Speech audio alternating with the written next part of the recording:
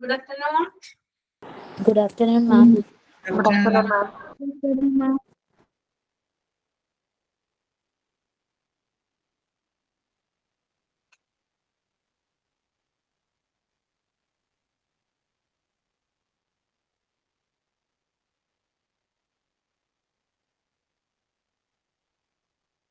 Okay, good afternoon. Prayer undo? Yes, ma'am. Okay. ജീവിതമെന്ന മഹാനിധിയെന്നും ജീവനേക്കാൾ സ്നേഹിക്കുവാനായി അറിവരുളൂ ദൈവമേ ഞങ്ങളിൽ അക്ഷരമലരുകൾ ചൊരിയൂ നല്ല വചസ്സും നന്മ നിറഞ്ഞ മനസ്സും തന്ന പ്രതിഭകളാക്കേണമേ ഞങ്ങളെ ശ്രുതിശുദ്ധമാക്കേണമേ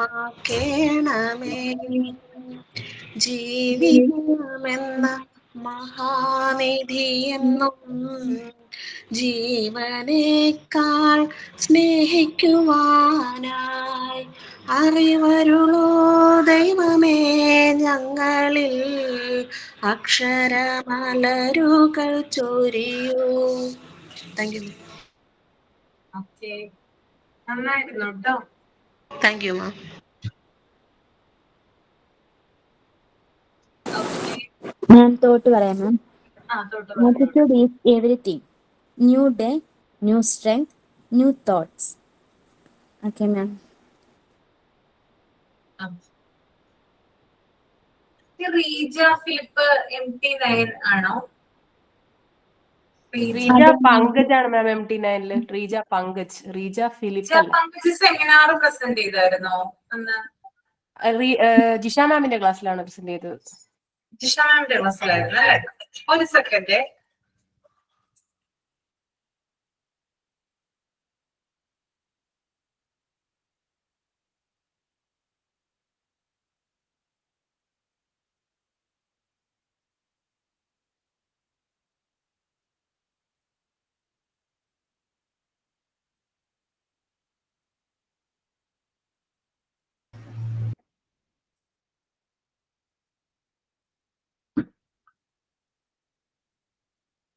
ജിഷാനസിന്റെ ക്ലാസ്സിലാണല്ലേ ചെയ്തത്?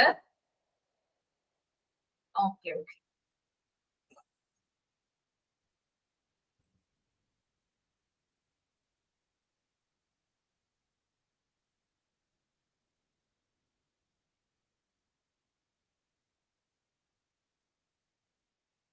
ഓക്കെ, അപ്പൊ അടുത്തത് സിഗ്നിഫിക്കൻസ് ഓഫ് സ്കൂൾ റെക്കോർഡ്സ് ആണ് കേട്ടോ ഇനി എടുക്കാനായിട്ട് പോകുന്നത്.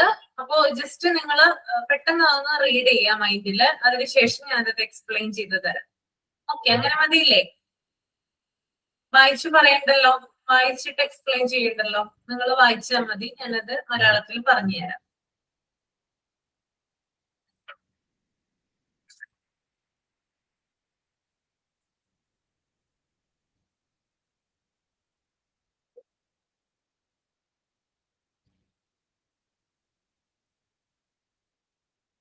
വായിച്ചതിന് ശേഷം ഒന്ന് തമ്പ് ചെയ്യട്ടോ.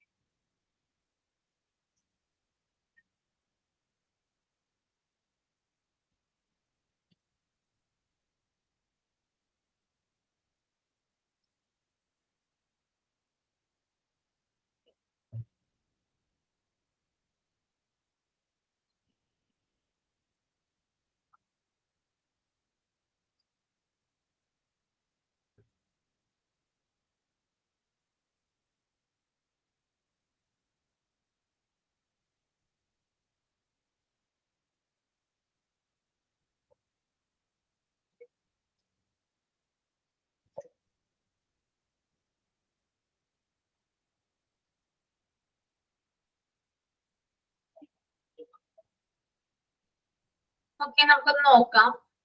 The significance of school records, കേട്ടോ. The following are the significance of school records. അതിനകത്ത് ഫസ്റ്റ് പോയിന്റ് പറയുന്നത് schools keep an account of each student on its roll and submit periodic reports which contain all the necessary information about the students. അതായത് ഓരോ സ്റ്റുഡൻസിന്റെയും വിവരങ്ങള് സ്കൂളിൽ സൂക്ഷിക്കുകയും അത് നിശ്ചിത ഇടവേളകളിൽ റിപ്പോർട്ടുകൾ തയ്യാറാക്കി സബ്മിറ്റ് ചെയ്യുകയും ചെയ്യുന്നു, അല്ലെ? അതായത് ഒരു സ്കൂളിൽ എത്ര സ്റ്റുഡൻസ് ഉണ്ടോ അവരുടെ ഇൻഫോർമേഷൻസ് സെപ്പറേറ്റ് ആയിട്ട് സൂക്ഷിക്കുന്നു. അതിലുപരി അത് ഇടയ്ക്കിടയ്ക്ക് പീരിയോഡിക്കൽ ആയിട്ട് അത് ഇടയ്ക്കിടയ്ക്ക് ചെക്ക് ചെയ്തിട്ട് അത് സബ്മിറ്റ് ചെയ്യുകയും ചെയ്യുന്നുണ്ട്. അപ്പോ ഈ റിപ്പോർട്ടുകളിൽ എന്ന് പറഞ്ഞാല് അതിനകത്ത് സ്റ്റുഡൻസിനെ കുറിച്ചിട്ടുള്ള എല്ലാ വിവരങ്ങളും എന്തിലുണ്ട്? ഈ റിപ്പോർട്ടിൽ അടങ്ങിയിട്ടുണ്ടാകും. അതായത് നമ്മള് സ്കൂൾ റെക്കോർഡ് സൂക്ഷിക്കുന്നതിന്റെ പ്രധാന ഒരു ആവശ്യം എന്ന് പറയുന്നത് കുട്ടികളെ കുറിച്ച് ഡീറ്റെയിൽ ആയിട്ട് അറിയുന്നതിന് വേണ്ടിയിട്ടാണ്. അതിലുപരി ഏതെങ്കിലും അതോറിറ്റീസിന് മുമ്പില് അത് സബ്മിറ്റ് ചെയ്യുന്നതിന് വേണ്ടിയിട്ട് എന്ത് വേണം? സ്കൂൾ റെക്കോർഡ് നമുക്ക് ആവശ്യമാണ്. ഓക്കെ, രണ്ടാമത്തെ point, the school records help to submit to the Department of Education the budgetary statement of finance needs at the beginning of the session.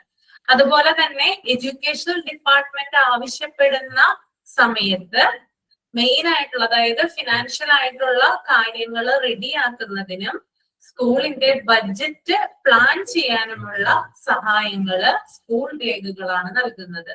അപ്പൊ സ്കൂൾ റെക്കോർഡ് എന്ന് പറയുന്നത്, അതായത് നമുക്കറിയാം എഡ്യൂക്കേഷണൽ ഡിപ്പാർട്ട്മെന്റ് എന്ന് പറയുന്ന ഒരു ഡിപ്പാർട്ട്മെന്റ് നമുക്കുണ്ട്, അല്ലെ? ആ ഡിപ്പാർട്ട്മെന്റ് എപ്പോഴാണോ നമ്മളോട് ആവശ്യപ്പെടുന്നത്, ആ ആവശ്യപ്പെടുന്ന സമയത്ത് നമുക്ക് വിവരങ്ങൾ ശരിയായിട്ട് കൃത്യമായിട്ട് അവർക്ക് നൽകുന്നതിന് വേണ്ടിയിട്ടും സ്കൂൾ ബഡ്ജറ്റ് പോലുള്ള കാര്യങ്ങൾ പ്രിപ്പയർ ചെയ്യുന്നതിന് വേണ്ടിയിട്ടും സ്കൂൾ റെക്കോർഡ്സ് സഹായിക്കുന്നുണ്ട്. 2 പോയിന്റ് ക്ലിയർ ആയോ? 2 പോയിന്റ് പറഞ്ഞത് ഓക്കെ ആണോ? ഓക്കെ.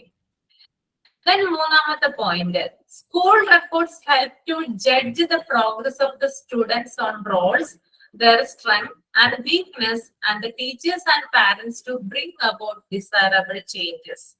അതുപോലെ തന്നെ ഓരോ സ്റ്റുഡൻസിന്റെയും പ്രോഗ്രസ് വിലയിരുത്തുന്നതിനും അവരുടെ സ്ട്രെങ്തും വീക്ക്നെസ്സും ഐഡന്റിഫൈ ചെയ്യുന്നതിനും സ്കൂൾ രേഖകൾ സഹായിക്കുന്നു. അപ്പൊ ഓരോ കുട്ടികളെ എടുത്തു കഴിഞ്ഞാൽ നമുക്കറിയാം ഓരോ കുട്ടികളും ഡിഫറെന്റ് ആണ്, അല്ലെ?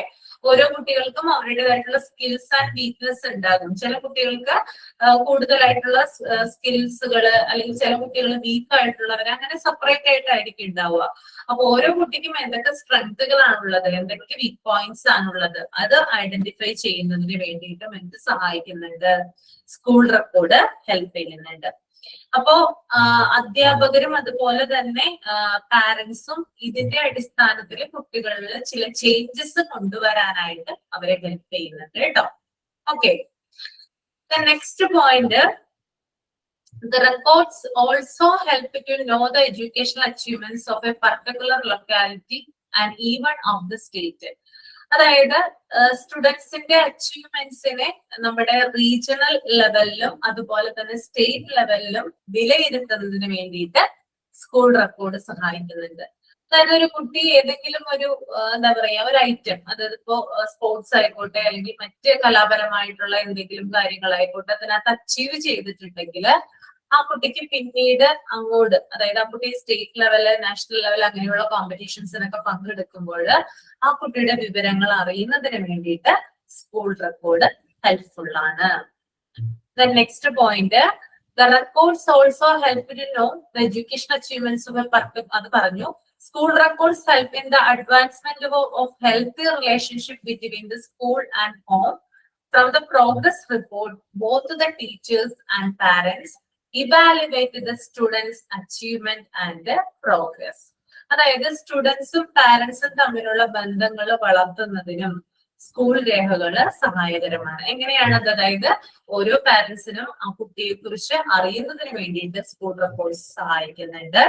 അതുപോലെ തന്നെ പ്രോഗ്രസ് റിപ്പോർട്ട് മുഖേന രക്ഷിതാക്കളും അതുപോലെ തന്നെ അധ്യാപകരും കുട്ടികളുടെ പുരോഗതി ഇവാലുവേറ്റ് ചെയ്യുന്നു. ഈ പ്രോഗ്രസ് റിപ്പോർട്ട് തയ്യാറാക്കുന്നത് എന്തിന്റെ ബേസിലാ? സ്കൂൾ റെക്കോർഡിന്റെ ബേസിലല്ലേ? ആണോ? സ്കൂൾ അതെ. ബേസിലാണ് എന്ത് തയ്യാറാക്കുന്നത്? പ്രോഗ്രസ് റിപ്പോർട്ട് തയ്യാറാക്കുന്നത്. അപ്പൊ പ്രോഗ്രസ് റിപ്പോർട്ടിലൂടെയൊക്കെ എന്ത് ചെയ്യുന്നുണ്ട്? ടീച്ചേഴ്സിനായാലും പാരന്റ്സിനായാലും ആ കുട്ടിയെ കൂടുതൽ ഇവാലുവേറ്റ് ചെയ്യാനായിട്ട് സാധിക്കുന്നുണ്ട്. Okay. Then next last point, school records help in undertaking educational research. Research scholars get a complete picture of student progress, instructional materials, physical growth promotion practices, different test and research findings. Also help in the school authorities to introduce new educational reforms. Okay. അതായത് school രേഖകൾ വഴി നമുക്ക് എന്ത് ചെയ്യാം? അതായത് education ആയിട്ടുള്ള research നടത്താനായിട്ട് school രേഖകൾ സഹായിക്കുന്നുണ്ട്. അതായത് കുട്ടികളുടെ പുരോഗതി അറിയുന്നതിന് വേണ്ടിയിട്ട് അവർക്ക് എന്തൊക്കെയാണ് ടീച്ചിങ്, അതായത് അവരുടെ സ്റ്റഡി മെറ്റീരിയൽ ആയിട്ട് എന്തൊക്കെ കാര്യങ്ങളാണ് കൊടുത്തിരിക്കുന്നത്, അവരുടെ ഫിസിക്കൽ ഡെവലപ്മെന്റ് എങ്ങനെയാണ് തുടങ്ങിയ വിഷയങ്ങൾ വിവിധ തരത്തിലുള്ള റിസർച്ച് നടത്തുന്നതിന് വേണ്ടിയിട്ടും ഈ ഒരു സ്കൂൾ റെക്കോർഡ് സഹായിക്കും. ഓക്കെ, ക്ലിയർ ആണോ? ആണെന്ന് വിചാരിക്കുന്നു കേട്ടോ. Okay. Then maintenance of school records ആണ് കേട്ടോ ഇനി പറയാനായിട്ട് പോകുന്നത്. അതിനകത്ത് ഫസ്റ്റ് വൺ, അതായത് സ്കൂൾ റെക്കോർഡ് എങ്ങനെയാണ് അതിന്റെ മെയിൻ്റനൻസ് എങ്ങനെയാണ് വരുന്നത് എന്നാണ് പറയുന്നത്. ആദ്യത്തേതില് ഒരു സ്റ്റോക്ക് ലിസ്റ്റ് എന്ന് പറഞ്ഞൊരു സംഭവം കൊടുത്തിട്ടുണ്ട്. In every institution A stock list of registers should be prepared. അതായത് എല്ലാ എഡ്യൂക്കേഷണൽ ഇൻസ്റ്റിറ്റ്യൂട്ടിലും ഉപയോഗിക്കുന്ന എല്ലാ രജിസ്റ്ററുകളുടെയും പട്ടിക ഒരു സ്റ്റോക്ക് ലിസ്റ്റ് തയ്യാറാക്കണം എന്നാണ് പറയുന്നത്. അതായത് ഒരു സ്കൂളിൽ എന്തൊക്കെ രജിസ്റ്റേഴ്സ് ആണോ ഉള്ളത് അതിന്റെ കംപ്ലീറ്റ് ആയിട്ടുള്ള ഒരു ടേബിൾ അല്ലെങ്കിൽ അതിന്റെ ഒരു കംപ്ലീറ്റ് ആയിട്ടുള്ള ഒരു പിക്ചർ അവിടെ തയ്യാറാക്കിയിരിക്കണം. അതായത് എല്ലാ സ്കൂളുകളിലും ചിലപ്പോൾ എല്ലാ രജിസ്റ്റേഴ്സും ഉണ്ടാകണം എന്നില്ല. അവിടെ ഉള്ള നിലവിൽ അവിടെ എന്തൊക്കെ രജിസ്റ്റർ ആണുള്ളത് അതിന്റെ ഒരു കംപ്ലീറ്റ് ആയിട്ടുള്ള ഒരു ടേബിള് പ്രിപ്പയർ ചെയ്യണം. അതിനെയാണ് സ്റ്റോക്ക് ലിസ്റ്റ് എന്ന് പറയുന്നത് കേട്ടോ. ക്ലിയർ ആണോ? ഓക്കെ അല്ലേ? ഞാൻ പറഞ്ഞു പോയിക്കോട്ടെ. ഓക്കെ അല്ലേ? രണ്ടാമത് പർട്ടിക്കുലേഴ്സ് എന്ന് പറഞ്ഞു കൊടുത്തിട്ടുണ്ട്. On the outer cover of each register the following particular should be written. അതായത് ഓരോ രജിസ്റ്ററിന്റെയും പുറം ഭാഗത്ത്, അതായത് പുറം കവറില് താഴെ പറയുന്ന വിവരങ്ങൾ എഴുതണം എന്നാ പറയുന്നത്. അപ്പൊ നമ്മൾ ഓരോ പർട്ടിക്കുലർ രജിസ്റ്റർ എടുത്ത് നമ്മൾ നോക്കിക്കഴിഞ്ഞാലും അതിന്റെ ഏറ്റവും ബാക്ക് പേജിൽ ആയിട്ട് എന്ത് എഴുതാൻ പുറം കവറിലത്, അതായത് അതിന്റെ ബൈൻഡ് ഉണ്ടല്ലോ, അതില് എന്തൊക്കെ കാര്യങ്ങളാണ് എഴുതേണ്ടതെന്നാണ് ഇതിനകത്ത് പറയുന്നത്. ആദ്യം തന്നെ the name of the school, സ്കൂളിന്റെ പേര് എഴുതണം. ഓക്കെ. രണ്ടാമത്തത് രജിസ്റ്ററിന്റെ സീരിയൽ നമ്പർ എഴുതണം. മൂന്നാമത്തത് രജിസ്റ്ററിന്റെ പേര് എഴുതണം. നാലാമത്തത് വോളിയത്തിന്റെ നമ്പർ എഴുതണം. അതുപോലെ തന്നെ എത്ര വോളിയമാണ്, എത്ര പേജസിലായിട്ടാണുള്ളത്, എപ്പോഴാണ് ആ വോളിയം സ്റ്റാർട്ട് ചെയ്തത്, അങ്ങനെയുള്ള കാര്യങ്ങൾ എഴുതിയിരിക്കണം. എപ്പോഴാണ് വോളിയം തുറന്നത്, അത് അടച്ചത്, എപ്പോഴാണ് ക്ലോസ് ആൻഡ് ഓപ്പൺ, അങ്ങനെയുള്ള കാര്യങ്ങളും നിർബന്ധമായിട്ടും ഈ ഒരു രജിസ്റ്ററിന്റെ പുറം ഭാഗത്ത് നമ്മൾ എഴുതിയിട്ടുണ്ടാകണം. ഓക്കെ. ഇനി മൂന്നാമത്തെ പോയിന്റ് പേജസ് ആണ്. When a register is opened, the page should be numbered consecutively either in red or with a numbering machine. അതായത് ഒരു രജിസ്റ്റർ തുറക്കുന്ന സമയത്ത് അതിലെ പേജുകൾ തുടർച്ചയായിട്ട് നമ്പർ ചെയ്യണം. ഓക്കെ. ഒന്നില്ലെങ്കിൽ ചുവപ്പ് മെഷീൻ, അതായത് റെഡ് ഇങ്ക് ഉപയോഗിച്ചോ അല്ലെങ്കിൽ നമ്പറിംഗ് മെഷീൻ ഉപയോഗിച്ചോ നമ്പറുകൾ രേഖപ്പെടുത്തി വെച്ചിട്ടുണ്ടായിരിക്കണം എന്നാണ് പറയുന്നത് കേട്ടോ. നാലാമത്തെ പോയിന്റ് രജിസ്ട്രേഷൻ ആണ്. Registration should be preserved tidy. Writing and figuring should be such as file. Give an arrival to the entries. Fingers must not be joined. Figures must not be joined. Registers should not be folded to the permitted crumpling. Overwriting should not be permitted. അതായത് registration എന്ന് പറയുമ്പോൾ അതായത് നമ്മൾ ഓരോ രജിസ്റ്ററും വൃത്തിയായിട്ട് സൂക്ഷിക്കണം എന്നാണ് പറയുന്നത്.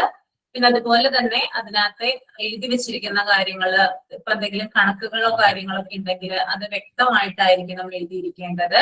പിന്നെ അതിനകത്ത് പേജുകൾ മടക്കാനായിട്ട് പാടില്ല, ചുരുട്ടാനായിട്ട് പാടില്ല, ഓവർ റൈറ്റിംഗ് അനുവദിക്കാൻ പാടില്ല. നമ്മള് സ്കൂളിന്റെ രജിസ്റ്റേഴ്സ് ഒക്കെ കാണുമ്പോൾ നമുക്ക് അറിയാനായിട്ട് സാധിക്കും എത്രമാത്രം കെയർഫുൾ ആയിട്ടാണ് അല്ലെങ്കിൽ എത്രമാത്രം നീറ്റ് ആയിട്ടാണ് അത് അവര് സൂക്ഷിക്കുന്നത് അല്ലേ. രജിസ്റ്റേഴ്സ് ഒക്കെ കണ്ടിട്ടില്ല നിങ്ങള്? അത് മടക്കിയൊക്കെ കണ്ടിട്ടുണ്ടോ? ചുരുട്ടിയൊക്കെ കണ്ടിട്ടുണ്ടോ? ഇല്ല. ഇത് വെറുതെ തന്നെയല്ലേ എല്ലാ പേജസും ഇരിക്കുന്നേ? അതെ. ഓക്കെ.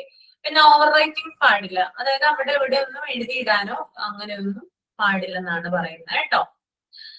പിന്നെ അടുത്തത് കൗണ്ടർ സൈനിങ് ആണ്.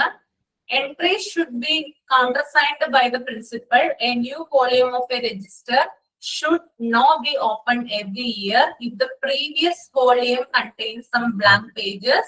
Whenever a fresh blank page is put into use, a remark on the fly sheet of the book that the previous volumes has been fully used and launched in the record should be recorded, and the data from which the new register is used, the number of pages it contains should also be noted therein. Okay. അതായത് ഓരോ രജിസ്റ്ററിലെയും എൻട്രികള് principal പരിശോധിച്ച് sign ചെയ്യണം. Okay, അതാണ് counter signing എന്ന് പറയുന്നത്. എല്ലാ രേഖകളും principal പരിശോധിക്കണം, അതുപോലെ തന്നെ അതിനകത്ത് സൈൻ ചെയ്യുകയും വേണം. പിന്നെ മുൻ വർഷത്തെ രജിസ്റ്റർ കംപ്ലീറ്റ് ആയാൽ മാത്രമേ അടുത്ത രജിസ്റ്ററിലേക്ക് കടക്കാവൂ. അതായത് നമ്മൾക്കിപ്പോ അറിയാം, നമ്മള് ഒരു ബുക്ക് ഇപ്പൊ എടുത്തു കഴിഞ്ഞാൽ നമ്മൾ കുറെ കാര്യങ്ങൾ എഴുതും അല്ലെ. അതിനകത്ത് ആ ബുക്കിന്റെ ലാസ്റ്റ് പേജ് കംപ്ലീറ്റ് ചെയ്ത് കഴിഞ്ഞാലാണ് നമ്മൾ അടുത്ത ബുക്ക് സ്റ്റാർട്ട് ചെയ്യുക. അങ്ങനെയല്ലേ ചെയ്യുന്നത് നിങ്ങള്? അങ്ങനെയാണോ? ആണ്. അതുപോലെ തന്നെയാണ് രജിസ്റ്റേഴ്സിന്റെ കാര്യവും. ഒരു രജിസ്റ്റർ കംപ്ലീറ്റ് ചെയ്ത് കഴിഞ്ഞാൽ മാത്രമാണ് അടുത്ത രജിസ്റ്റർ എടുക്കാനായിട്ട് സാധിക്കുകയുള്ളൂ അല്ലെ. അത് ഉപയോഗിക്കാനായിട്ട് പറ്റുമെന്ന് പറയുന്നുണ്ട്.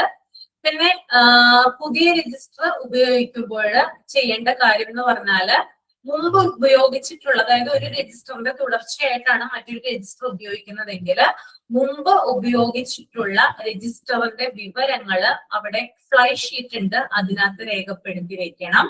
പിന്നെ അതുപോലെ തന്നെ എപ്പോഴാണ് പുതിയ രജിസ്റ്റർ ആരംഭിച്ചത്, അതിന്റെ ഡേറ്റ്, പിന്നെ അതുപോലെ തന്നെ പേജസിന്റെ എണ്ണം, ഇതൊക്കെ അവിടെ രേഖപ്പെടുത്തി വെക്കേണ്ടതുണ്ട്. അപ്പൊ ഇത്രയുമാണ് നമ്മൾ ഇതിനകത്ത് ശ്രദ്ധിക്കേണ്ടത് കേട്ടോ. ക്ലിയർ അല്ലേ? ഓക്കെ. അപ്പൊ നമ്മുടെ ഈ ചാപ്റ്റർ തീർന്നു കേട്ടോ.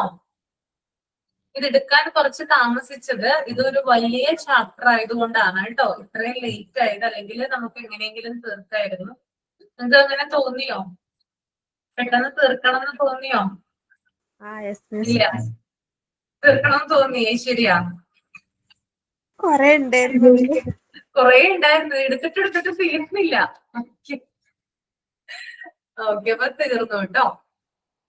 പക്ഷെ നമുക്ക് എന്താ പറയാ, അധികം കോംപ്ലിക്കേറ്റഡ് ആയിട്ടുള്ള ക്വസ്റ്റ്യൻസ് ഒന്നും ഇതിനകത്തുനിന്ന് ഉണ്ടാവില്ല കേട്ടോ. ഈസി ആയിട്ടുള്ള ക്വസ്റ്റ്യൻസ് ആണ്. അത് നിങ്ങൾക്ക് തോന്നുന്നില്ലേ ഇത് എക്സാമിന് ടഫ് ആയിരിക്കും തോന്നുന്നുണ്ടോ ഈ ചാപ്റ്റർ? ഒരിക്കലും ഇല്ല. ഓക്കെ, അപ്പൊ നമുക്ക് സമയം കളയണ്ട, പുതിയ ചാപ്റ്ററിലോട്ട് പോകാം. ഞാൻ പുതിയ ചാപ്റ്റർ ഒരാളെ കൊണ്ട് വായിപ്പിക്കും. അപ്പൊ നിങ്ങളും അതിന്റെ കൂടെ തന്നെ വായിച്ചു പോവുക. എന്നിട്ട് ഞാൻ എക്സ്പ്ലനേഷൻ പറഞ്ഞു തരാം. ഞാനത് വായിക്കാൻ നിന്നാല് കുറെ സമയം പോകും കേട്ടോ. അപ്പൊ അങ്ങനെ മതിയല്ലോ.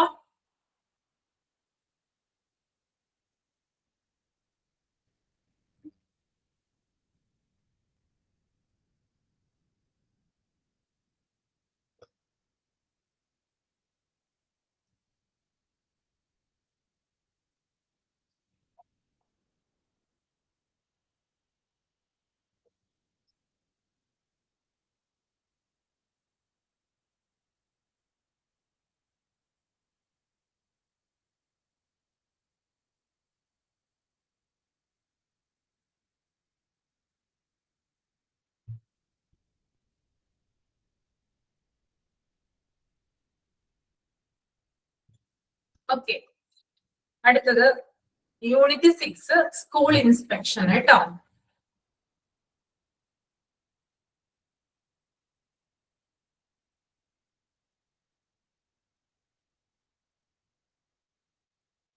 അതിന്റെ ഇൻട്രൊഡക്ഷൻ ഒരാളെന്ന് റീഡ് ചെയ്യാം.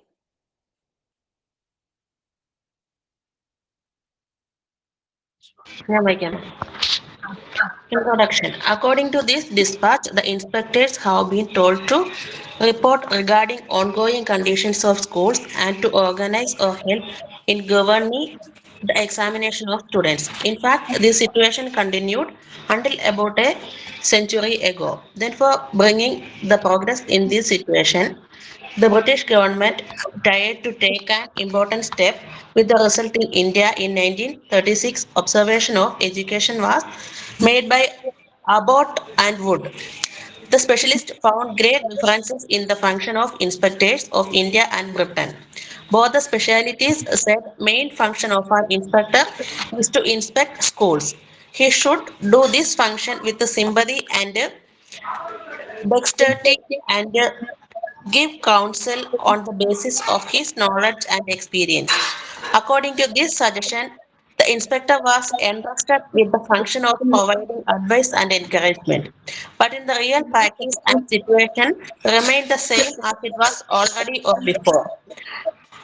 Aforesaid, അങ്ങനല്ലേ mister? Aforesaid suggestion was given according to inspection of England, where important changes were done in the concept and practice of inspection gradually. To an adequate extent, it began to the given help in headway of direction work in schools in a democratic way. But in India, no important steps were taken changing the concept and practice of inspection. Even today in India, the same meaning is attached with the inspection, which was commonplace in the British era in India. Present position of inspection in India, the practice of school inspection was established on the recommendation of Wood's dispatch in 1854, which brought private enterprise into the educational field in a big way. It was then decided to conduct the inspection of schools, especially the private ones, to see whether they fulfilled the conditions for recognition by the education department and those for the government granting aid. Out of this grew the old concept of inspection with its operations of restraint and maintenance of schools. This old concept largely persists even today. Inspection is more or less authoritarian and rigid and offers little for professional inspection of teachers. This inspecting officer supervises classroom instruction because of his supervisor's official position and apparent high caliber skill. His is only a teacher-centered inspection concerned with the rating and grading of teachers in an extremely subjective manner, exercising whims and അതെന്താ miss അടുത്ത് caprices എന്നാണ് mister അതെ, വായിച്ചോളൂ. caprices to castigate them. Such inspection has nothing to do with the teacher's professional growth or the advancement of the teaching learning situation. എന്താ മനസ്സിലായത് വായിച്ചപ്പോ? എന്തെങ്കിലും കത്തിയോ? ഒന്നും മനസ്സിലായില്ല. ഒന്നും മനസ്സിലായില്ല. എന്തൊക്കെയോ ബ്രിട്ടീഷ് എന്നൊക്കെ പറയുന്നത് കേൾക്കുന്നുണ്ട് അല്ലെ? ബ്രിട്ടീഷ് ഉണ്ട് അല്ലെ? വുഡ്സ് ഡിസ്പാച്ച് ഉണ്ട്. അപ്പൊ എന്തൊക്കെയോ നമ്മൾ എവിടെയൊക്കെയോ പഠിച്ചതുപോലെയൊക്കെ തോന്നുന്നുണ്ടോ? ബ്രിട്ടീഷുകാരുടെ പേരൊക്കെ പറയുന്നുണ്ടല്ലേ ഇതിനകത്ത്? അതാണ് ഞാൻ ചോദിച്ചത്, എവിടെയെങ്കിലും ഒക്കെ കത്തിയോ എന്ന് ചോദിച്ചത്. ഇല്ല, ആർക്കും കത്തിയില്ല. പണ്ട് നമ്മള് വുഡ്സ് ഡിസ്പാച്ച് എന്ന് പറയുന്നത് നമ്മള് ഹിസ്റ്ററിയിൽ പഠിക്കുന്നതാണ്. അതിൽ പറയുന്നത് നമ്മളെ ഇന്ത്യയിലെ പ്രാദേശിക ഭാഷകളെ എല്ലാം കൂടെ വ്യാപകമാക്കിയ ഇംഗ്ലീഷ് ഭാഷയ്ക്ക് ഇമ്പോർട്ടൻസ് കൊടുക്കുന്ന ഒരു സ്കീം ഉണ്ടാക്കി. അതാണ് ഈ വുഡ്സ് ഡിസ്പാച്ച്. അന്നത്തെ ഒരു വൈസ്രോയി, അന്നത്തെ ഗവർണറായ ഡൽഹൌസി പ്രഭുവിനാണ് തോന്നുന്നു ഈ ഒരു നിവേദനം അർപ്പിച്ചത്. ഇതിനൊരു രേഖ ഉണ്ടാക്കിയിട്ടുണ്ട്, മാഗ്ന എന്നാണ് പേര്. ഇതൊക്കെ പഠിച്ചിട്ടുണ്ടാവും നമ്മള്, ഞാനൊക്കെ പഠിച്ചിട്ടുണ്ട്. ഓർമ്മയിലാണ് പറയുന്നത്. ഇതിൽ പറയുന്നത് എന്താന്ന് വെച്ചാല് നമ്മള് ഈ പണ്ടുള്ള രീതികളെല്ലാം നമ്മൾ കണ്ടിന്യൂ ചെയ്ത് കൊണ്ടുവരുന്ന ഒരു കാര്യമാണ് പറയുന്നത്. പണ്ടത്തെ സ്കൂൾ ഇൻസ്പെക്ഷനും മറ്റു കാര്യങ്ങളും ഇപ്പോഴും കണ്ടിന്യൂ ചെയ്യുന്ന, എനിക്ക് കുറച്ചേതൊന്നും മനസ്സിലായിട്ടുള്ളൂ. വുഡ്സ് ഡിസ്പാച്ച് അത് വായിച്ചതുകൊണ്ട് അതങ്ങനെ ക്ലിയർ ആയി. പിന്നെ ഇതാണ് പറയുന്നത്, നമ്മളെ സ്കൂളിലെ പഠന രീതികളും അവിടുത്തെ മാറ്റങ്ങളും അത് എത്രത്തോളം ഇന്നും അവരത് കണ്ടിന്യൂ ചെയ്യുന്ന കുറെ കാര്യങ്ങൾ, പണ്ട് ഉപയോഗിച്ചിരുന്ന സ്കൂളിലെ കുട്ടികളുടെ ഡീറ്റെയിൽസ് ആണെങ്കിലും ശരി, കുട്ടികളെ കുറിച്ചാണെങ്കിലും ശരി, അവരുടെ എക്സാംസിനെ കുറിച്ചാണെങ്കിലും ശരി, ഇതെല്ലാം പണ്ട് ഉപയോഗിച്ചിരുന്ന ഒരു രീതിയുണ്ട്, നമ്മൾ സൂക്ഷിച്ചു വെക്കുന്ന ഒരു രീതി. അത് റെക്കോർഡ്സ് ആയിക്കോട്ടെ അല്ലെങ്കിൽ മറ്റ് കാര്യങ്ങളായിക്കോട്ടെ, അതെല്ലാം ഇന്നും അതുപോലെ കീപ്പ് ചെയ്ത് വരുന്ന ഇൻസ്റ്റിറ്റ്യൂഷനും അതിൽ ഇപ്പോഴും കണ്ടിന്യൂ ചെയ്ത് വരുന്നുണ്ടെന്നാണ് ചുരുക്കത്തിൽ ഇതിന് പറഞ്ഞിരിക്കുന്നത്. രണ്ടാമത്തെ പാരഗ്രാഫ് ഞാൻ സത്യത്തിൽ വായിച്ചിട്ടില്ല, ഫസ്റ്റ് പാരഗ്രാഫ് മാത്രമേ വായിച്ചിട്ടുള്ളൂ. Okay okay okay, thank you so much Sujitha. കുറച്ച് കാര്യങ്ങള് സുജിത പറഞ്ഞല്ലേ. അപ്പോ നമ്മള് വിദ്യാഭ്യാസത്തിന്റെ നമ്മുടെ എഡ്യൂക്കേഷൻ സിസ്റ്റത്തിന്റെ മാഗ്ന കാർട്ട എന്നാണ് ഗുഡ്സ് ഡിസ്പാച്ചിനെ വിശേഷിപ്പിക്കുന്നത്. അതൊക്കെ നിങ്ങൾ ചെറിയ ക്ലാസ്സിൽ പഠിച്ചിട്ടുണ്ടാവും അല്ലെ, മാഗ്ന കാർട്ട. അപ്പൊ ഇവിടെ പ്രധാനമായിട്ട് പറയുന്ന ഒരു കാര്യം സ്കൂൾ ഇൻസ്പെക്ഷനെ കുറിച്ചിട്ടാണ്. എന്താണ് സ്കൂൾ ഇൻസ്പെക്ഷൻ? നമ്മളൊക്കെ ചെറിയ ക്ലാസ്സിൽ പഠിക്കുമ്പോൾ നമ്മുടെ ടീച്ചർമാരൊക്കെ നമ്മളെ പേടിപ്പിച്ചിട്ടുണ്ട് അല്ലെ. ഒരാള് വരുന്നുണ്ട്, ആ ആള് വരുമ്പോൾ ഇങ്ങനെ പറയണം, അങ്ങനെ ചെയ്യണം, അങ്ങനെ ചെയ്യരുത്, അങ്ങനെയൊക്കെ പറഞ്ഞ് പേടിപ്പിച്ചിട്ടുണ്ടോ? നിങ്ങളെ പേടിപ്പിച്ചിട്ടുണ്ടാവുമല്ലോ. എന്താണ് അപ്പുറത്തെ ക്ലാസ്സിലെ കുട്ടികൾ തികയാതിരിക്കുമ്പോൾ ഇപ്പുറത്തെ ക്ലാസ്സിലെ വന്നതിന് ശേഷം അപ്പുറത്തേക്ക് തട്ടി മാറ്റിയാണ് കൊണ്ടിരുത്തും തയ്ക്കാൻ വേണ്ടി. അത് മിനിമം ഇത്ര കുട്ടികൾ വേണം ഒരു ക്ലാസ്സിൽ നിന്ന് നിയമം ഉണ്ടെന്ന് തോന്നുന്നു മാം. എയ്ഡഡ് സ്കൂൾ ആണെങ്കിലും അപ്പൊ അത് തികഞ്ഞില്ല അവർ അപ്പുറത്തേക്ക് ഷിഫ്റ്റ് ചെയ്യും, പുറത്ത് കൊണ്ടിരുത്തും അല്ലേ. അപ്പൊ ആ ഒരാളെ കുറിച്ചിട്ടാണ് പറയാനായിട്ട് പോകുന്നത്, അല്ലെങ്കിൽ അതുമായി ബന്ധപ്പെട്ടിട്ടുള്ള കാര്യങ്ങൾ ഇൻസ്പെക്ഷനെ കുറിച്ചിട്ടാണ് നമ്മൾ ഈ ചാപ്റ്ററിൽ മെയിൻ ആയിട്ട് പഠിക്കാനായിട്ട് പോകുന്നത് കേട്ടോ. അപ്പൊ അങ്ങനെ നമ്മളെ പേടിപ്പിച്ച ഒരു വ്യക്തിയാണ് ഇൻസ്പെക്ടർ എന്ന് പറയുന്നത്. അത് അതായത് നമ്മുടെ എഡ്യൂക്കേഷണൽ ഡിപ്പാർട്ട്മെന്റിൽ നിന്നാണ് അദ്ദേഹം വരുന്നത്. അപ്പൊ ഈ ഒരു സമ്പ്രദായം അല്ലെങ്കിൽ ഈ ഒരു ഇൻസ്പെക്ഷൻ എന്ന് പറയുന്ന ആ ഒരു മെത്തേഡ് നമ്മളെ പരിചയപ്പെടുത്തിയത് നമുക്ക് തീർച്ചയായിട്ടും പറയാം ബ്രിട്ടീഷുകാരാണ് അല്ലെ. നമ്മുടെ ഇവിടെ ഗുരുകുല സമ്പ്രദായമായിരുന്നു കൂടുതലായിട്ട് ഉണ്ടായിരുന്നത് നമ്മുടെ ഇന്ത്യയിൽ അല്ലെ. അതായത് ഇപ്പോഴത്തെ പോലെ പണ്ട് കാലത്ത് എന്ന് പറഞ്ഞാൽ ഇപ്പോഴത്തെ പോലെ സ്കൂളുകളോ കാര്യങ്ങളോ ഒന്നും തന്നെ ഇല്ല. ഒരു ഗുരുവിന്റെ കീഴിലാണ് കുട്ടികൾ ചെന്ന് പഠിക്കുക. അദ്ദേഹത്തിന്റെ വീട്ടില് കുറച്ച് കുട്ടികൾ ഉണ്ടാകും, അവിടെ തന്നെ താമസിച്ച് ആ ഒരു പഠന കാലയളവ് കഴിയുമ്പോൾ തിരിച്ചു വീട്ടിലേക്ക് ചെല്ലും. ആ ഒരു രീതിയായിരുന്നു ഉണ്ടായിരുന്നത്. പിന്നീടാണ് ചെറിയ ചെറിയ പള്ളിക്കൂടങ്ങൾ പോലെയുള്ള കാര്യങ്ങൾ, അതായത് നമ്മുടെ നമ്മുടെ നവോത്ഥാന നായകന്മാരുണ്ടല്ലോ, ഇപ്പൊ ശ്രീനാരായണ ഗുരു, അയ്യങ്കാളി, അങ്ങനെ കുറെ ആളുകളുണ്ട്. അവരുടെയൊക്കെ നേതൃത്വത്തിൽ കുറെ ചെറിയ ചെറിയ പള്ളിക്കൂടങ്ങൾ സ്ഥാപിക്കുകയും കുറച്ച് കുട്ടികൾക്ക് എഴുത്ത്, അതായത് അന്നൊക്കെ തറയിലിരുത്തി അല്ലെങ്കിൽ മണ്ണിലൊക്കെ ഇരുത്തിയാണ് എഴുതിപ്പിക്കുക കുട്ടികളെ. അപ്പൊ ആ ഒരു രീതി ഉണ്ടായിരുന്നത്. എന്നാലും ഭയങ്കര വലുതായിട്ടുള്ള ഒരു എന്താ പറയാ എഡ്യൂക്കേഷനോ കാര്യങ്ങളോ ഒന്നും തന്നെ അന്ന് ഉണ്ടായിരുന്നില്ല. നമ്മുടെ റീജിയണൽ ലാംഗ്വേജ്, അതായത് നമ്മൾ എന്താണോ നാട്ടിൽ ഉപയോഗിക്കുന്ന ഭാഷ, ഇപ്പൊ മലയാളമാണ് അന്നും, പക്ഷെ അന്ന് മിക്സഡ് ആയിട്ടുള്ളതായിരുന്നു. ഇപ്പോഴത്തെ പോലെയുള്ള ഒരു ക്ലാരിറ്റി അല്ലെങ്കിൽ സ്റ്റാൻഡേർഡ് ഉള്ള ഒരു ലാംഗ്വേജ് ഒന്നും അന്ന് ഉണ്ടായിരുന്നില്ല. അപ്പൊ എന്താണോ റീജിയണൽ ലാംഗ്വേജ് അതായിരുന്നു പള്ളിക്കൂടങ്ങളിൽ പഠിപ്പിച്ചുകൊണ്ടിരുന്നത്. പക്ഷെ ബ്രിട്ടീഷുകാര് വന്നു അവരുടെ മേൽക്കൈ അല്ലെങ്കിൽ അവരുടെ ആധിപത്യം ഉറപ്പിച്ചപ്പോൾ, അതായത് ഈ പോർച്ചുഗീസുകാരും അതുപോലെ തന്നെ ഡച്ചുകാരും അതുപോലെ തന്നെ ഫ്രഞ്ചുകാരൊക്കെ വന്നെങ്കിൽ കൂടിയും കൂടുതൽ ആധിപത്യം നമ്മുടെ സംസ്ഥാനത്തായാലും നമ്മുടെ രാജ്യത്തായാലും സ്ഥാപിക്കാനായിട്ട് ഇടയായത് അത് ബ്രിട്ടീഷുകാര് കാരണമാണ്. ബ്രിട്ടീഷുകാര് വിദ്യാഭ്യാസ സമ്പ്രദായത്തിൽ പാടെ മാറ്റങ്ങൾ വരുത്തി. വിദ്യാഭ്യാസ സമ്പ്രദായത്തിൽ മാത്രമല്ല, അവർ റെയിൽവേയിൽ കുറെ മാറ്റങ്ങൾ കൊണ്ടുവന്നു, പോസ്റ്റലില് മാറ്റങ്ങൾ കൊണ്ടുവന്നു. അങ്ങനെ എന്താണ് പറയാ, എല്ലാ കാര്യങ്ങളിലും അവർ പുതിയ പുതിയ കാര്യങ്ങൾ ഇൻട്രൊഡ്യൂസ് ചെയ്യാനായിട്ട് തുടങ്ങി. അപ്പൊ ഏറ്റവും കൂടുതൽ നമ്മൾക്ക് ബെനിഫിറ്റ് ആയിട്ട് തീർന്നിട്ടുള്ള ഒരു കാര്യമാണ് എഡ്യൂക്കേഷൻ എന്ന് പറയുന്നത്.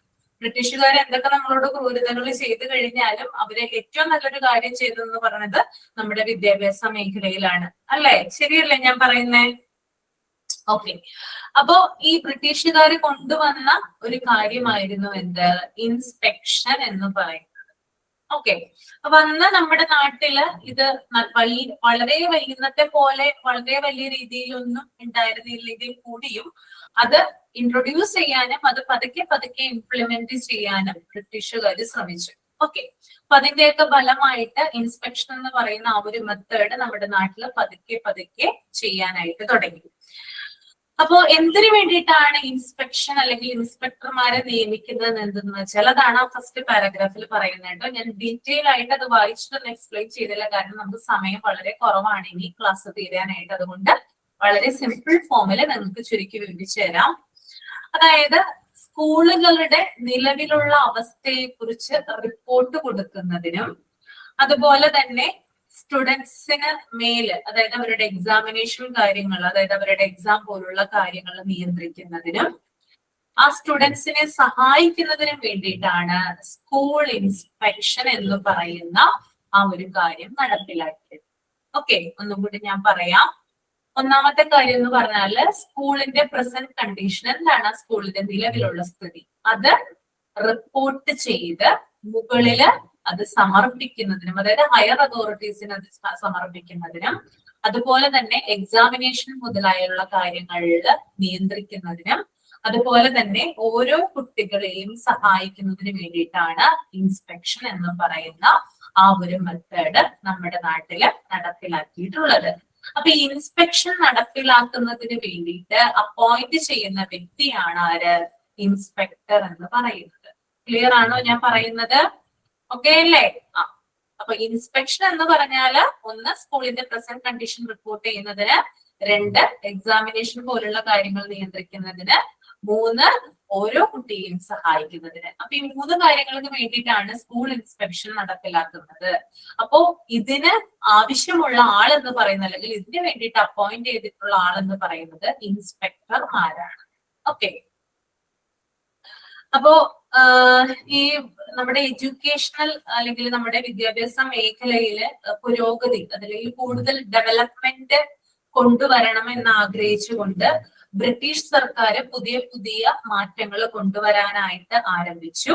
അതിന്റെ ഒരു ബേസില് ഇന്ത്യയില് 1936 അബോട്ട് ആൻഡ് വുഡ് എന്ന് പറയുന്ന രണ്ട് ആളുകൾ ചേർന്ന് ഒരു എന്താ പറയാ ഒരു റിസർച്ച് നടത്തി. അതായത് 1936 അബോട്ട് ആൻഡ് വുഡ് എന്ന് പറയുന്ന ആളുകള് ഒരു ഈ മേഖലയുമായി ബന്ധപ്പെട്ട, അല്ലെങ്കിൽ നമ്മുടെ വിദ്യാഭ്യാസ മേഖലയുമായി ബന്ധപ്പെട്ട റിസർച്ച് നടത്തുകയും ആ റിസർച്ചിന്റെ കോപ്പി, അല്ലെങ്കിൽ എന്താ പറയാ അതിന്റെ ഒരു എന്താ പറയാ ടോട്ടൽ ഒരു ഇവാലുവേഷൻ അവര് ബ്രിട്ടീഷ് സർക്കാരിന് സമർപ്പിക്കുകയും ചെയ്യും. ഓക്കെ. അപ്പൊ ഈ അബോട്ട് ആൻഡ് വുഡ് 1936 ഈ ഇന്ത്യയുടെ വിദ്യാഭ്യാസ സ്ഥാപനങ്ങളെ കുറിച്ച് നടത്തിയ പഠനത്തില് അവര് കണ്ടെത്തിയ പ്രധാന കാര്യം എന്ന് പറയുന്നത്, പ്രധാനമായിട്ടും അവര് റിപ്പോർട്ട് ചെയ്ത കാര്യം എന്ന് പറയുന്നത്, ഇന്ത്യയുടെയും ബ്രിട്ടന്റെയും ഇൻസ്പെക്ടർമാരുടെ പ്രവർത്തനത്തിൽ വലിയ രീതിയിലുള്ള വ്യത്യാസങ്ങളാണ് ഉള്ളത് എന്നാണ് അവര് കണ്ടെത്തിയത് കേട്ടോ.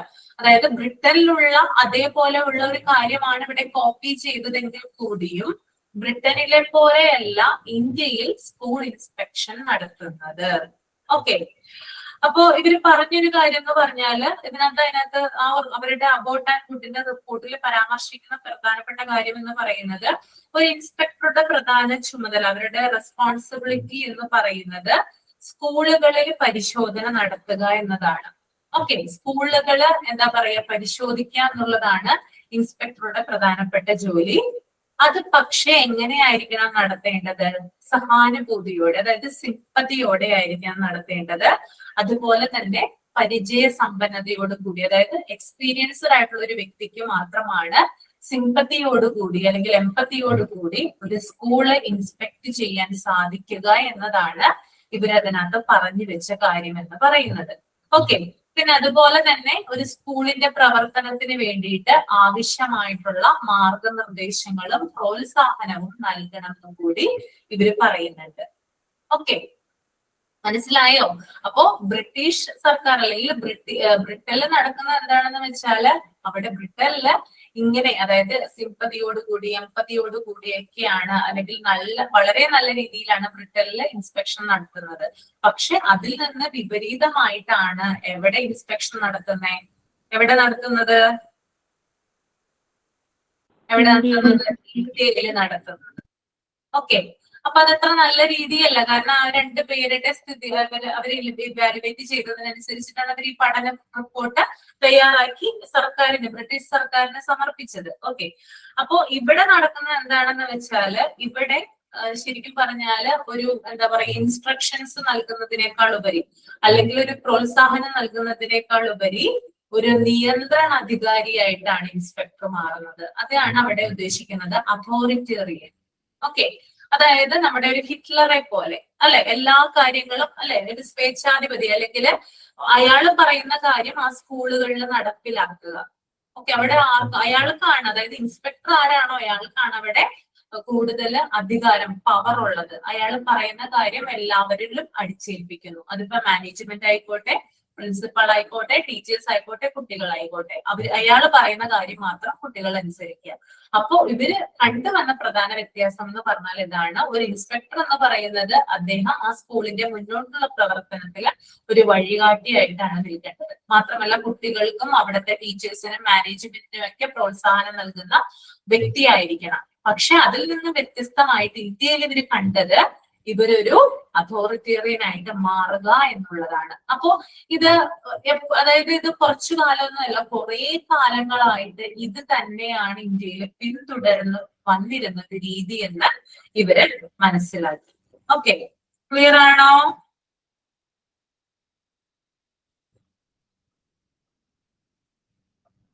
അപ്പോ ഇവര് ഈ ഒരു പഠനത്തിന് ശേഷം ബ്രിട്ടനില്, അതായത് ഇന്ത്യയിൽ ഇവർക്ക് ഇത് ഇംപ്ലിമെന്റ് ചെയ്യാനായിട്ട് കുറച്ചും കൂടി ഡിഫിക്കൽട്ടി അനുഭവപ്പെട്ടു എന്നാണ് പറയുന്നത്. അതായത് ഈ ഒരു പഠനത്തിന് ശേഷം ബ്രിട്ടീഷ് സർക്കാർ ബ്രിട്ടനില് കുറേയധികം മാറ്റങ്ങൾ ഇതിന്റെ ബേസിൽ നടത്തുകയും, പക്ഷെ ഇന്ത്യയിൽ കുറെ കാലം ഇത് തന്നെയാണ് പിന്തുടർന്ന് പോകുന്നത്. എന്തിന്? നമ്മള് എന്താ പറയാ, ഇപ്പോഴും അതിൻ്റെതായിട്ടുള്ള രീതികളും കാര്യങ്ങളും ഒക്കെ ഇപ്പൊ കുറച്ചും കൂടി മാറ്റങ്ങൾ വന്നിട്ടുണ്ടെങ്കിൽ കൂടിയും പഴയ കാലത്തോട്ടൊക്കെ നമ്മൾ പോയി കഴിഞ്ഞാല് ആ ഒരു പവർ എന്ന് പറയുന്ന ആ ഒരു കാര്യം ഇദ്ദേഹത്തിന് മാത്രമായിട്ട് ഒതുങ്ങി നിൽക്കുകയാണ് ചെയ്തിട്ടുള്ളത് കേട്ടോ. ഓക്കെ, അപ്പൊ ഇപ്പോഴും വളരെയധികം മാറ്റങ്ങളൊന്നും ഇതിനകത്ത് വന്നിട്ടില്ലെങ്കിൽ കൂടിയും എന്താ പറയാ, കുറച്ച് അപ്ഡേഷൻസും കാര്യങ്ങളും കൂട്ടിച്ചേർക്കാമെങ്കിലും നമ്മുടെ ആ ഒരു പഴയ രീതി തന്നെയാണ് മുമ്പും ഇപ്പോഴും നമ്മൾ പിന്തുടർന്ന് പോകുന്നത് എന്നാണ് ഇവിടെ സൂചിപ്പിക്കുന്നത്. ഓക്കെ, ക്ലിയർ അല്ലേ? അതാണ് ഫസ്റ്റ് പാരഗ്രാഫിൽ പറയുന്നത് കേട്ടോ. ക്ലിയർ ആയെന്ന് വിചാരിക്കുന്നു. then അടുത്തത് ഈ സെക്കൻഡ് പാരഗ്രാഫ് ആണ്.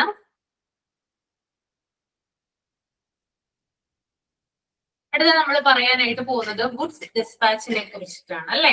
വുഡ്സ് ഡിസ്പാച്ച്, ഈ വുഡ്സ് ഡിസ്പാച്ച് എന്ന് പറയുന്നത് അതൊക്കെ ഇമ്പോർട്ടന്റ് ആണ് കേട്ടോ. അതൊക്കെ ചോദിക്കാം എക്സാമിന്. 1854, അതുപോലെ തന്നെ അബോട്ട് ആൻഡ് വുഡിന്റെ റിപ്പോർട്ട് 1936, അതൊക്കെ ഒന്ന് അടയാളപ്പെടുത്തി വെച്ചേക്കണേ.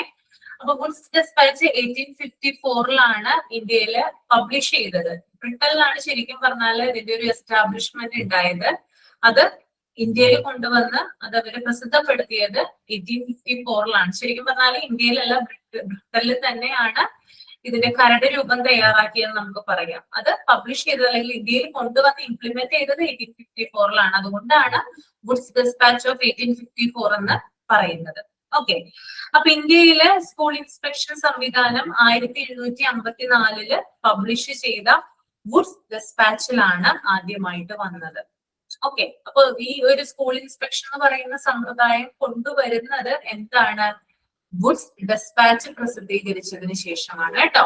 1854 ആ ഒരു നിർദ്ദേശം അല്ലെങ്കിൽ ആ ഒരു ശുപാർശ ഉണ്ടായത് സ്കൂൾ ഇൻസ്പെക്ഷനെ കുറിച്ച്.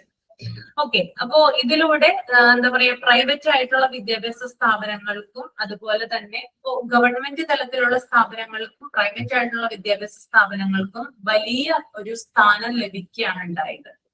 ഓക്കെ, വുഡ്സ് ഡിസ്പാച്ച് പ്രസിദ്ധീകരിച്ചതിലൂടെ രണ്ട് തരത്തിലുള്ള വിദ്യാഭ്യാസ സ്ഥാപനങ്ങളുണ്ട്. ഒന്ന് നമ്മുടെ പ്രൈവറ്റ്, ഒന്ന് നമ്മുടെ ഗവൺമെന്റ്. അപ്പൊ ഈ രണ്ട് വിദ്യാഭ്യാസ സ്ഥാപനങ്ങൾക്കും തുല്യ പ്രാധാന്യം ഇതിലൂടെ ഈ ഒരു വുഡ്സ് ഡിസ്പാച്ച് പ്രസിദ്ധീകരിക്കുന്നതിലൂടെ ഉണ്ടായെന്ന് പറയും.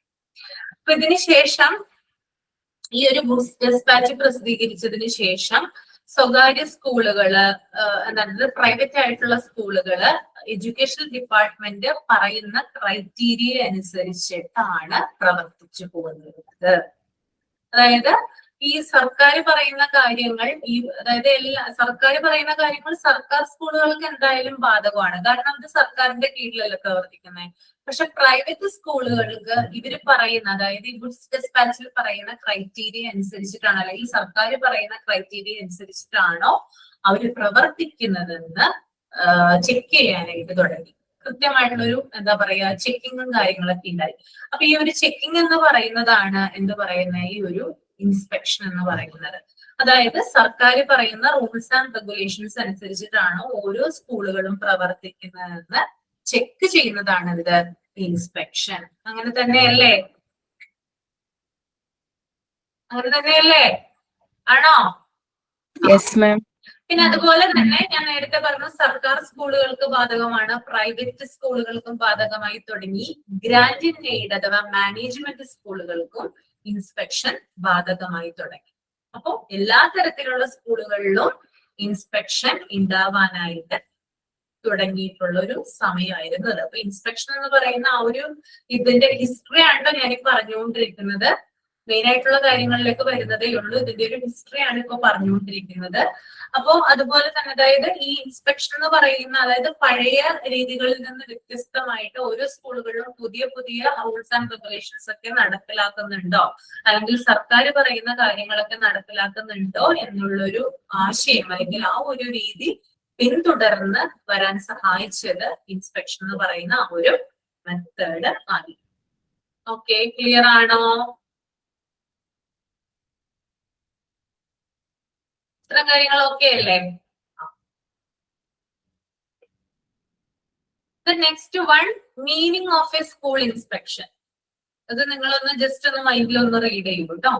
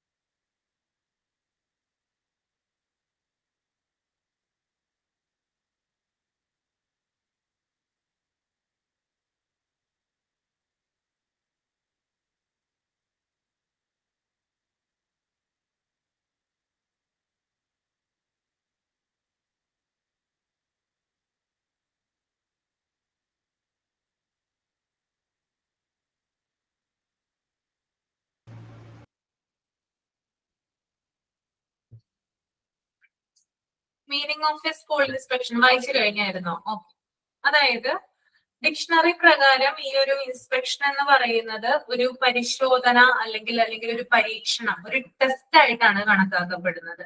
ഞാൻ പറഞ്ഞല്ലോ ഇത് എന്ന് പറയുന്നത് ഒരു ചെക്ക് ചെയ്യുന്നതാണ്. അപ്പൊ അതുകൊണ്ട് തന്നെ ഇതിനൊരു പരീക്ഷണമായിട്ടോ പരിശോധനയോ ആയിട്ടാണ് ഡിക്ഷണറി പ്രകാരം ഇതിനെ കണക്കാക്കിയിരിക്കുന്നത്.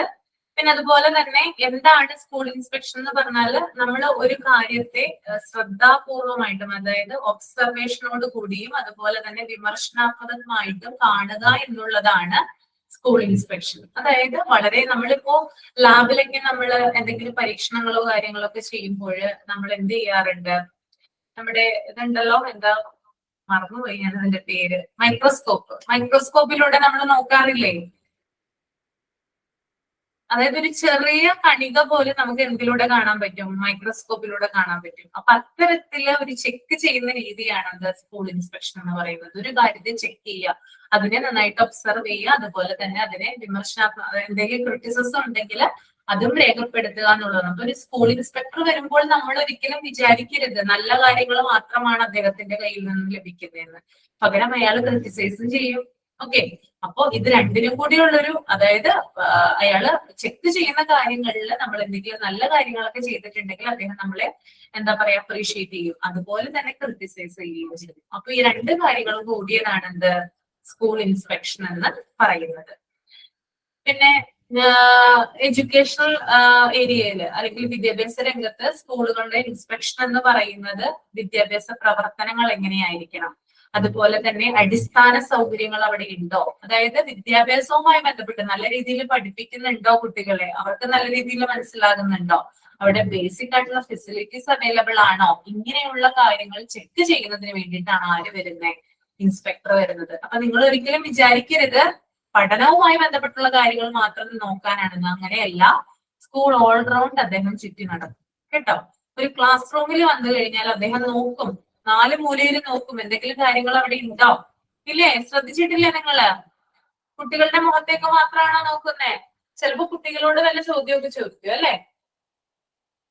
പഠിപ്പിക്കുന്നതുമായി ബന്ധപ്പെട്ട വിഷയങ്ങളായിരിക്കില്ല, ചിലപ്പോ വേറെ എന്തെങ്കിലും കാര്യങ്ങളൊക്കെ ആയിരിക്കും ചോദിക്കുന്നത്. പിന്നെ അറ്റൻഡൻസ് രജിസ്റ്റർ ചെക്ക് ചെയ്യാറുണ്ട് അല്ലെ, അതായത് കുട്ടികൾ പ്രോപ്പർ ആയിട്ട് സ്കൂളിൽ വരുന്നുണ്ടോ, അങ്ങനെയുള്ള കാര്യങ്ങളൊക്കെ ചെക്ക് ചെയ്യാറുണ്ട്. പിന്നെ യൂറിനൽസ് ഒക്കെ ചെക്ക് ചെയ്യും, ടോയ്ലറ്റ് സൗകര്യങ്ങള്, അങ്ങനെയുള്ള കാര്യങ്ങള്. പിന്നെ അതുപോലെ തന്നെ കുക്കിംഗ്, അതായത് കിച്ചൺ ചെക്ക് ചെയ്യാറുണ്ട്, അതായത് വൃത്തിയായിട്ടാണോ കുട്ടികൾക്ക് ഭക്ഷണം പാകം ചെയ്യുന്നത്. അപ്പൊ അങ്ങനെയുള്ള ബേസിക് ആയിട്ടുള്ള ഫെസിലിറ്റീസും ആര് ചെക്ക് ചെയ്യുന്നുണ്ട്, ഇൻസ്പെക്ടർ വന്ന് ചെക്ക് ചെയ്യാറുണ്ട്. ഓക്കെ, അപ്പൊ പഠനവുമായി ബന്ധപ്പെട്ട കാര്യങ്ങൾ പ്ലസ് ബേസിക് ഫെസിലിറ്റീസും കൂടിയാണ് ഈ ഒരു ഇൻസ്പെക്ടർ വന്ന് ചെക്ക് ചെയ്യുന്നത്. പിന്നെ അതുപോലെ തന്നെ ഈ സർക്കാരാണ് അപ്പോയിന്റ് ചെയ്യുന്നത് ഇൻസ്പെക്ടർമാരെ, ഗവൺമെന്റ് ആണ് അപ്പോയിന്റ് ചെയ്യുന്നത് ഇൻസ്പെക്ടർമാരെ. അവര് സ്കൂളുകൾ ഉൾപ്പെടുന്ന ക്ലാസ് റൂമുകള് അതൊക്കെ ചെക്ക് ചെയ്യുന്നു. അതുപോലെ തന്നെ ലാബുകള്, സ്കൂളിലെ ലാബ് ഒക്കെ ഉണ്ടെങ്കിൽ ലാബുകൾ ചെക്ക് ചെയ്യുന്നു. പ്ലേ ഗ്രൗണ്ട്സ്, അങ്ങനെ ഓവറോൾ സ്കൂളിന്റെ മൊത്തം കോമ്പൗണ്ടും ചുറ്റിക്കറങ്ങിയിട്ടാണ് ഇൻസ്പെക്ടർ തിരിച്ചു പോകുന്നത് കേട്ടോ. ഇങ്ങനെയായിരിക്കണം സ്കൂൾ ഇൻസ്പെക്ടർ എന്ന് പറയുന്നത്. ഓക്കെ, നിങ്ങൾ ഓർക്കുന്നുണ്ടോ തിളക്കം സിനിമയില് ഇൻസ്പെക്ഷന് വരുന്നത്? ഓർക്കുന്നുണ്ടോ? ആരൊക്കെ? എനിക്ക് അതാണ് ഇത് വായിക്കുമ്പോ ഓർമ്മ വരുന്നത്. കണ്ടിട്ടുണ്ടല്ലേ? Okay okay. പിന്നെ വേറെ കുറെ മൂവിയിൽ ഉണ്ടെന്ന് തോന്നുന്നു ഇൻസ്പെക്ഷൻ. ഓക്കെ, അപ്പോ ക്ലാസ് റൂമിൽ മാത്രമല്ല, പ്ലേ ഗ്രൗണ്ടിൽ പോകും, ലാബിൽ പോകും, അങ്ങനെ മൊത്തം കോമ്പൗണ്ടിൽ അദ്ദേഹം ചെക്ക് ചെയ്യാറുണ്ട്. ഓക്കെ, പിന്നെ അത് മാത്രമല്ല ചെയ്യുന്നത്, പ്രിൻസിപ്പളിനെ ക്വസ്റ്റ്യൻ ചെയ്യാറുണ്ട്. ക്വസ്റ്റ്യൻ ചെയ്യാന്ന് പറഞ്ഞാല് അതായത് ടീച്ചേഴ്സിൽ നിന്നായാലും ഹെഡ് മാസ്റ്ററിൽ നിന്നായാലും ആവശ്യത്തിനുള്ള കാര്യങ്ങൾ ചോദിച്ചറിയും. എന്നിട്ട് അവിടെയുള്ള പ്രധാന രജിസ്റ്ററുകൾ ചെക്ക് ചെയ്യും അല്ലെ. അതാണ് ഹെഡ് മാസ്റ്ററും ടീച്ചേഴ്സ് ഒക്കെ പേടിച്ച് നിൽക്കുന്നത്. ഹെഡ് മാസ്റ്റർ എനിക്ക് തോന്നുന്നു ആരുടെ മുമ്പിൽ പേടിച്ച് നിൽക്കുന്നതെങ്കിൽ അത് നമ്മുടെ ഇൻസ്പെക്ടറുടെ മുമ്പിലായിരിക്കും അല്ലെ. അങ്ങനെ തോന്നിയിട്ടുണ്ടോ നിങ്ങൾക്ക്? ശരിയാണ്, അതായത് മാം അന്ന് മൊത്തം ടെൻസ്ഡ് ആയിരിക്കും. ടീച്ചേഴ്സിനെ കണ്ടാൽ നമുക്ക് ഈവൻ കുട്ടികളാണെങ്കിൽ പോലും നമുക്ക് മനസ്സിലാൻ പറ്റും അവർ ഭയങ്കര ടെൻസ്ഡ് ആയിരിക്കും എല്ലാവരും. അതെ അതെ, അവര് ഭയങ്കര ടെൻഷൻ അടിച്ചായിരിക്കും നിൽക്കുന്നത്. കാരണം അത് അവര് പോകുന്നത് വരെ അവർക്ക് ഈ ടെൻഷൻ ഉണ്ടാകും. പോയി കഴിഞ്ഞാലായിരിക്കും അവര് മര്യാദയ്ക്ക് ശ്വാസം വിടുന്നത് തന്നെ. അപ്പൊ കാരണം എന്താ പ്രധാനപ്പെട്ട, അതായത് നമ്മൾ നേരത്തെ പറഞ്ഞിട്ടുണ്ടായിരുന്നു കഴിഞ്ഞ ചാപ്റ്ററിലെ എല്ലാ റെക്കോർഡുകളും രജിസ്റ്ററുകളൊക്കെ സൂക്ഷിക്കുന്നത് അണ്ടർ ഹെഡ് മാസ്റ്റർ അല്ലെ. ഹെഡ് മാസ്റ്ററുടെ കസ്റ്റഡിയിലാണ് ഇത്തരം രജിസ്റ്റേഴ്സും കാര്യങ്ങളൊക്കെ ഇരിക്കുന്നത്. അപ്പോ ഇത് അവര് ചെക്ക് ചെയ്യുമ്പോൾ എന്തെങ്കിലും കൃത്രിമമോ അല്ലെങ്കിൽ എന്തെങ്കിലും ഒരു കാര്യത്തിൽ വീഴ്ചയോ രജിസ്റ്ററിൽ കണ്ടു കഴിഞ്ഞാല് ഉടനെ തന്നെ അത് ഹെഡ് മാസ്റ്ററിനെ ആയിരിക്കും ചോദിക്കുന്നത്, എന്താ എന്തുകൊണ്ടാണ് ഇത് വന്നത്, അവരോടായിരിക്കും ക്വസ്റ്റ്യൻ ചെയ്യുന്നവര് അല്ലെ. അപ്പൊ അതുകൊണ്ട് തന്നെ രജിസ്റ്റർ ഒക്കെ പക്ക ക്ലിയർ ആയിരിക്കണം. എല്ലാം അതുകൊണ്ട് തന്നെയാണ് ഇവിടെ പറയുന്നത്, നമ്മൾ കഴിഞ്ഞ ചാപ്റ്ററിൽ പഠിച്ചത് രജിസ്റ്റേഴ്സ് ഒക്കെ നമ്മൾ നല്ല രീതിയിൽ സൂക്ഷിക്കണം. കാരണം ഇദ്ദേഹം വന്ന് എന്ത് ചെയ്യും, ഇത് ചെക്ക് ചെയ്യും. അപ്പോ കറക്റ്റ് ആയിട്ട് അത് എന്താ പറയാ നമ്മള് കെപ്റ്റ് ചെയ്യേണ്ടതുണ്ട്.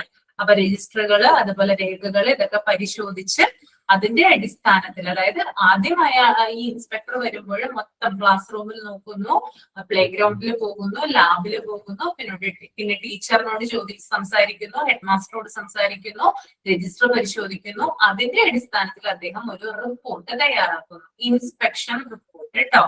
അങ്ങനെ റിപ്പോർട്ട് തയ്യാറാക്കിയിട്ട് അദ്ദേഹം എന്ത് ചെയ്യുന്നു, ഇത് ഹയർ അതോറിറ്റീസിന് കൈമാറും. ഓക്കെ, ഹയർ അതോറിറ്റീസിന്, അതായത് എഡ്യൂക്കേഷൻ ഡിപ്പാർട്ട്മെന്റിൽ ഇത് കൈമാറുന്നു. എഡ്യൂക്കേഷൻ ഡിപ്പാർട്ട്മെന്റിലെ ഉദ്യോഗസ്ഥര് ഇത് ഒന്നുകൂടി ഒന്ന് ഇവാലുവേറ്റ് ചെയ്യുന്നു. അങ്ങനെ ഇവാലുവേറ്റ് ചെയ്തിട്ട് എന്തെങ്കിലും കാരണങ്ങൾ, അതിൽ എന്തെങ്കിലും കുറവുകളോ കാര്യങ്ങളോ ഒക്കെ ഉണ്ടെങ്കിൽ അത് നേരെ അതായത് ഇവാലുവേറ്റ് ചെയ്തിട്ടുള്ള റിപ്പോർട്ട് നേരെ സ്കൂളിന്റെ പ്രിൻസിപ്പാൾക്ക് തന്നെയാണ് നേരെ പോകുന്നത് കേട്ടോ. ഓക്കെ, അപ്പൊ അവർക്ക് അറിയാൻ പറ്റും എത്ര മാർക്കാണ് അവർക്ക് വീണിട്ടുള്ളത്, എത്ര ഗ്രേഡ് ആണ്, എങ്ങനെയാണ്, ഏതൊക്കെയാണ് കുറവുള്ള കാര്യങ്ങൾ എന്നൊക്കെ അതിനകത്ത് വ്യക്തമായിട്ട് എഴുതിയിട്ടുണ്ടാവും. അപ്പൊ അതിനനുസരിച്ച് അവർക്ക് മാറ്റങ്ങൾ വരുത്താനായിട്ട് പറ്റും. അപ്പൊ അടുത്ത ഇൻസ്പെക്ഷൻ വരുന്നതിന് മുമ്പായിട്ട് എന്തെങ്കിലും കുറവുകൾ ഉണ്ടെങ്കിൽ അത് നികത്താനായിട്ട് സാധിക്കും കേട്ടോ. ക്ലിയർ ആണോ? ആ തിളക്കസ് ഫിലിമിന്റെ കാര്യം പറഞ്ഞപ്പോഴാണ് ഒരു പണ്ടത്തെ ഫിലിം കണ്ടിട്ടോ, മുത്താരം കുന്നു തീയോ എന്ന് പറഞ്ഞിട്ട്, മുത്താരം കുന്നാണെന്ന് അറിയില്ല, മുകേഷിന്റെ ഒരു ഫിലിമില് അതിൽ ഇൻസ്പെക്ഷന് വരുന്ന സിറ്റുവേഷൻ നല്ല രസമാണ്. പറമ്പുന്ന കാടൊക്കെ പറിച്ചോണ്ട് മുറ്റത്ത് പൂന്തോട്ടം എവിടെയെന്നൊക്കെ ചോദിച്ചിട്ട് ഓടി ഇതൊക്കെ നടന്നേ. അത് ശരിക്കും ഇൻസ്പെക്ഷന്റെ ശരിക്കും ഒരു ഭീകരത നമുക്ക് നല്ലോണം മനസ്സിലാവും. മനസ്സിലാവുന്നുണ്ട് അല്ലേ? Okay okay. റീജ വൈവ ജിഷാൻസിന്റെ ആണോ അറ്റൻഡ് ചെയ്തത്? അല്ല മാം, ഞാൻ അശ്വതി മിസ്സാണ്. അപർണ മിസ്സിന്റേതായിരുന്നു, പക്ഷെങ്കിൽ ഉച്ചയ്ക്കുള്ള ടൈമിൽ അത്ര സെറ്റ് ആവാത്തതുകൊണ്ട് ഞാൻ അവരോട് റിക്വസ്റ്റ് ചെയ്തിട്ട് ഞാൻ അശ്വതി മാം ആണ് വൈകുന്നേരം 5 മണിക്ക് വൈവയില് കയറി. അല്ല, വൈവ അറ്റൻഡ് ചെയ്തായിരുന്നോ റീജ? ആ യെസ് മാം, അറ്റൻഡ് ചെയ്തല്ലോ. ആരുടെയിലായിരുന്നു അറ്റൻഡ് ചെയ്തത്? എന്റെയിലായിരുന്നോ? അല്ല, ആതിര മിസ്സിന്റെ റീജ ഫിലിപ്പ് എന്ന് പറഞ്ഞ ആളില്ലല്ലോ എംപി9-ല്. റീജ ഫിലിപ്പ് എന്റെ പേര് സ്ലോട്ടില് റീന എന്നെങ്ങാണ്ടായിരുന്നു, പക്ഷെ പങ്കജ് അത് ഞാൻ സെമിനാർ പ്രസന്റ് ചെയ്തത് ആരുടെ തന്നെ ചോദിച്ചു എന്നോട്. അപ്പൊ ഞാൻ മോൾ ഇവിടെ എന്റെ സെമിനാർ പ്രസന്റ് ചെയ്തായിരുന്നോ? ഇല്ല, ഞാൻ ജിഷ മിസ്സിന്റെ ആണല്ലേ? അത് ഞാൻ ചോദിക്കട്ടെ. ഇനി എംപി9 തന്നെയാണെന്നൊരു ക്ലാരിഫിക്കേഷൻ വേണം, നോക്കട്ടെ കേട്ടോ. അപ്പൊ ഇത്രയും കാര്യങ്ങളാണ് ഇന്ന് എടുത്തത്. എല്ലാവർക്കും ക്ലിയർ ആയെന്ന് വിചാരിക്കുന്നു. ഇനി നമുക്ക് നെക്സ്റ്റ് ക്ലാസ്സിൽ ഇതിന്റെ ബാക്കി ഭാഗം എടുക്കാം കേട്ടോ. Okay, thank you ma'am. Okay. അപ്പൊ thank you so much. Thank you, ma'am. Thank U.